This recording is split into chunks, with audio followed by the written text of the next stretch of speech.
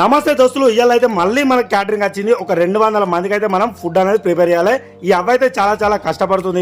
ఇక ఈ వంట వచ్చేసి మన గోసంపల్లిలో అయితే హరీష్ వాళ్ళ ఇంటికాడ అయితే చేస్తున్నాం. ఒక 200 మందికి అయితే ఫుడ్ అనేది ప్రిపేర్ చేయాలి. ఇక మనకు వంట చెప్పింది మన రాజానే కాబట్టి మన కోసం అక్కడికి వచ్చి మనకైతే మంచిగా సాయం అనేది చేస్తుంది. ఇక ఇక్కడ 3 కూరలు అయితే అండేస్తున్నాం. ఒకటి సాంబార్ కూర, అలాగే ఆలు శనగల కూర, ఒకటి మంచిగా గుత్తి వంకాయ కూడా అండేసినాం. ఇక మా అన్నయ్య అయితే పప్పును మంచిగా జురుతుండేగా. ఇక అన్నం 3 కూరలు అయితే రెడీ అయిపోయినాయి. అట్లా పక్కకు పెట్టుకొని ఇప్పుడు పులిహోర కోసం అయితే మసాలా అయితే రెడీ చేసి అలా వేసేసి రైస్ మంచిగా కలుపుకోవాలి.